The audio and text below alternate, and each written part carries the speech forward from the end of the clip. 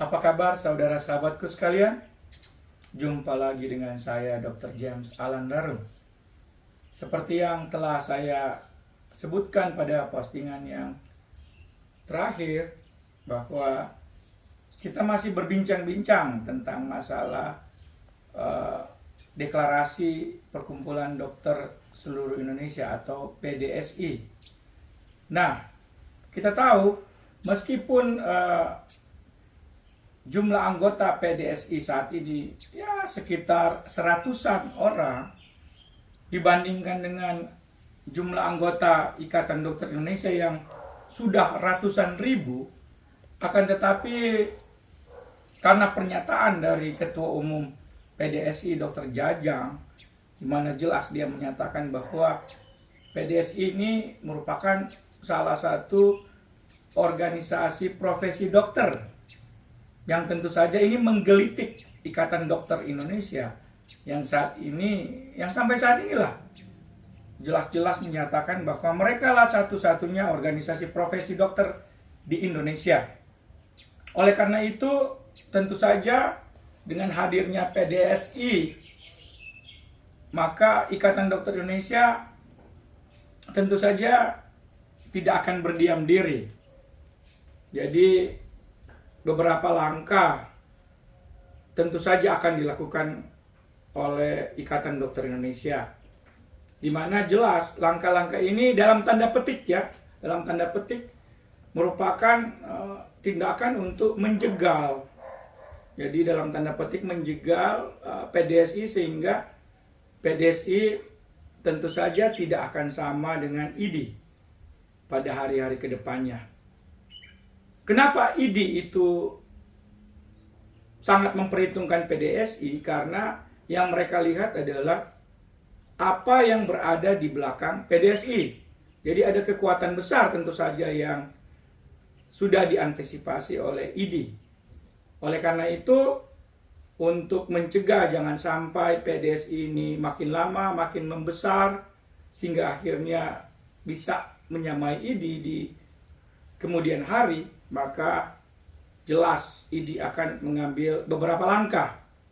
Di antaranya yang pertama, tentu saja setelah melakukan konsolidasi internal, di mana kita tahu bahwa IDI telah menggalang seluruh anggota IDI, seluruh pengurus wilayah, seluruh pengurus cabang, dan tentu saja seluruh perhimpunan yang kurang lebih 100 ya, perhimpunan yang bernaung di bawah IDI, untuk menyatakan sikap bahwa mereka merupakan bagian yang tidak terpisahkan dari IDI.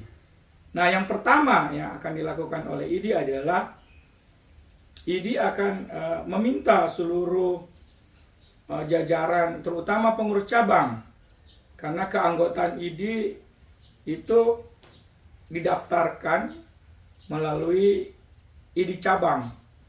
Jadi IDI akan memerintahkan seluruh pengurus IDI cabang untuk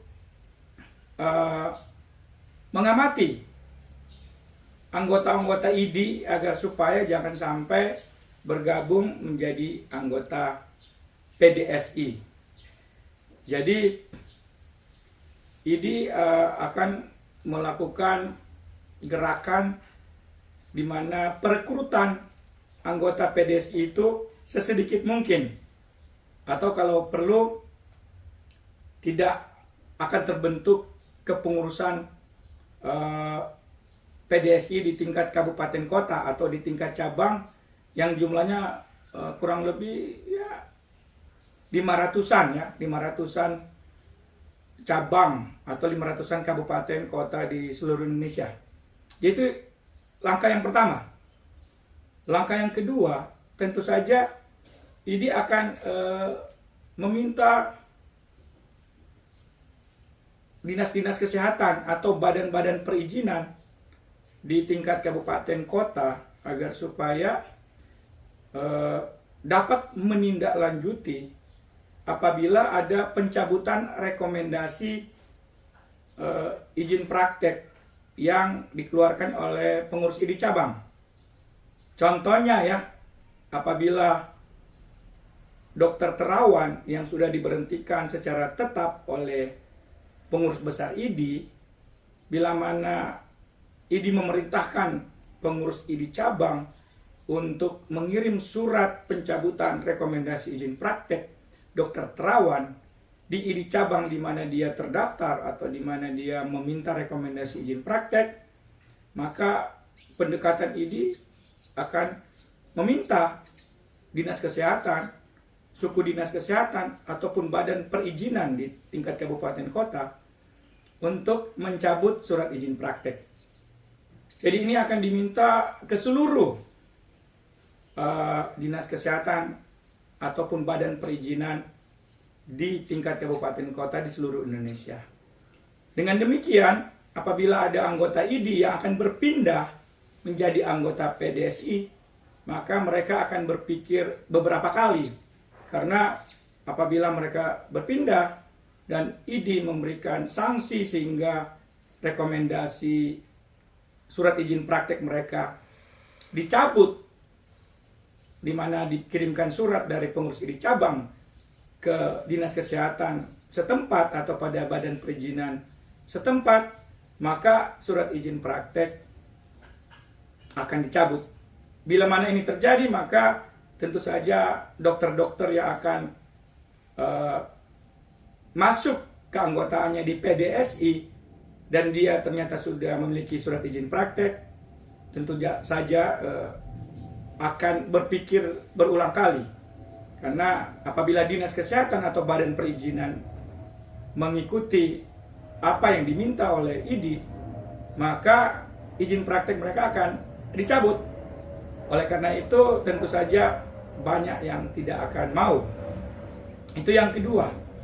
Yang ketiga, IDI akan melakukan berbagai lobby atau pendekatan kepada para anggota DPR, khususnya anggota DPR RI Komisi 9. Upaya ini tentu saja bertujuan agar supaya revisi Undang-Undang Praktek Kedokteran itu tidak dilakukan, atau bila mana revisi ini dilakukan, maka jangan sampai revisi Undang-Undang Praktek Kedokteran ini menyentuh pasal 1 angka 12, di mana pasal 1 angka 12 tersebut jelas di situ menyatakan bahwa organisasi profesi dokter di Indonesia adalah Ikatan Dokter Indonesia, di mana menurut IDI itu menunjukkan bahwa menurut Undang-Undang Praktek Kedokteran, IDI lah satu-satunya anggota profesi, adalah organisasi profesi dokter di Indonesia. Tidak boleh ada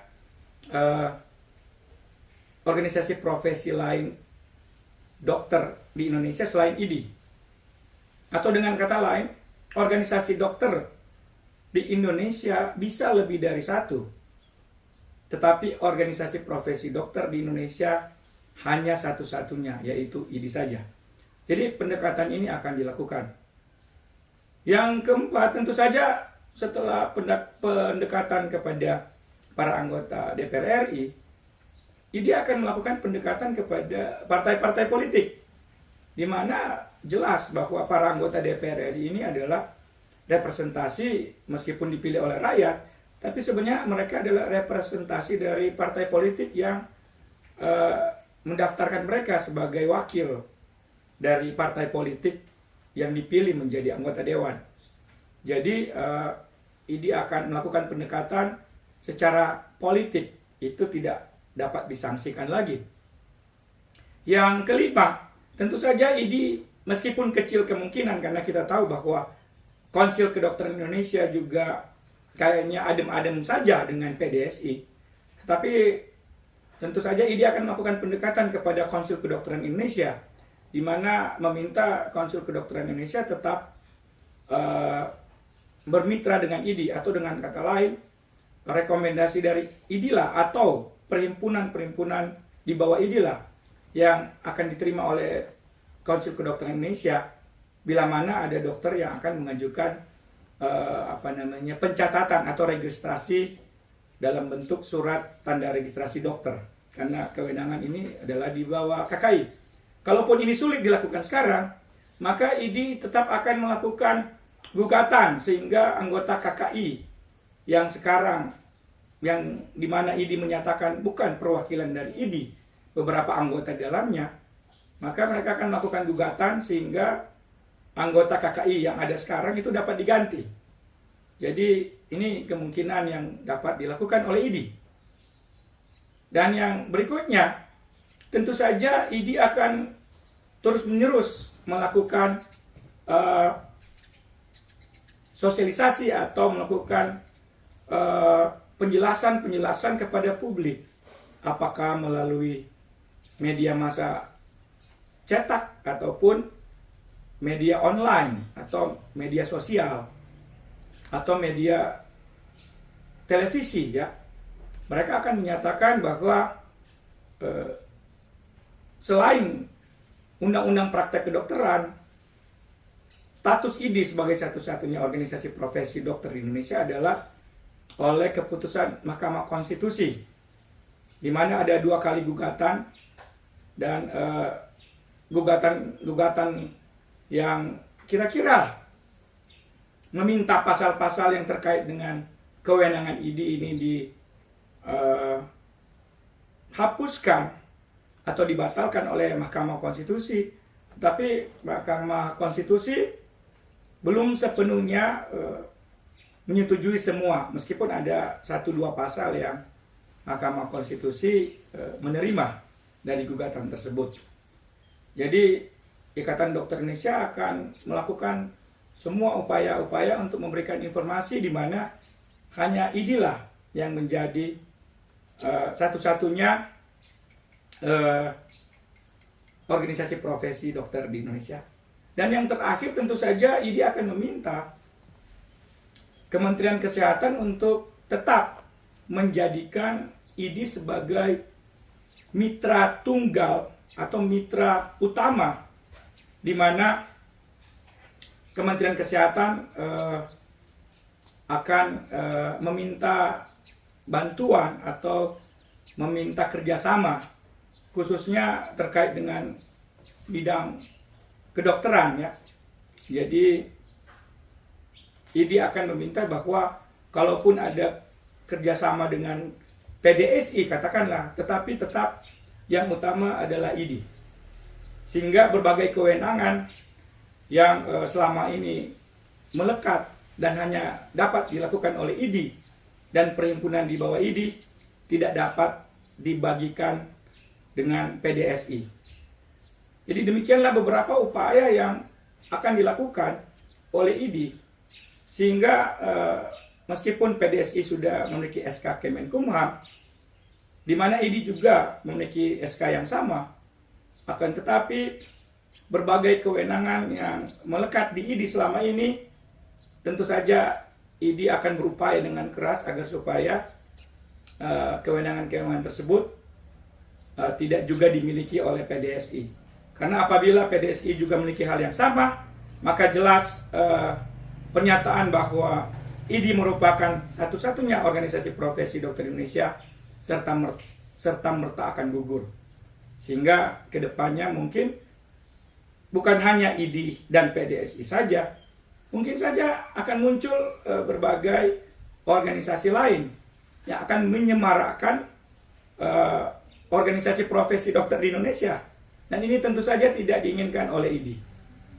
Jadi kira-kira demikianlah beberapa hal yang bisa saya sampaikan di sini, di mana ini tentu saja bisa menambah pemahaman kita bagaimana sampai saat ini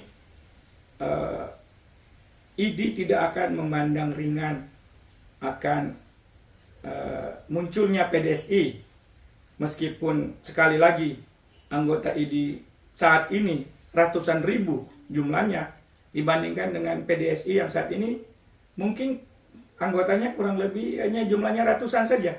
Jadi betul-betul raksasa ya, melawan semut. Tetapi tentu saja karena ada kekuatan besar yang dianggap berada di belakang PDSI, maka ID tidak akan menganggap main-main.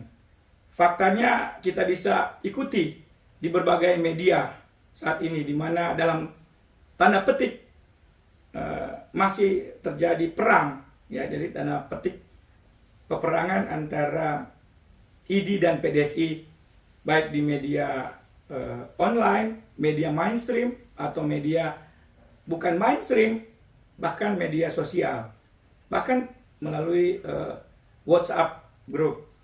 Jadi saat ini masih panas-panasnya, dalam tanda petik ya, saya sebutkan tadi, perang antara ID dan PDSI.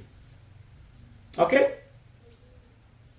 Demikianlah beberapa hal yang bisa saya sampaikan. Kita ke depan masih akan bertemu lagi dengan berbagai postingan saya terkait ID dan PDSI. Demikian postingan saya pada hari ini. Sampai bertemu kembali. Salam sehat.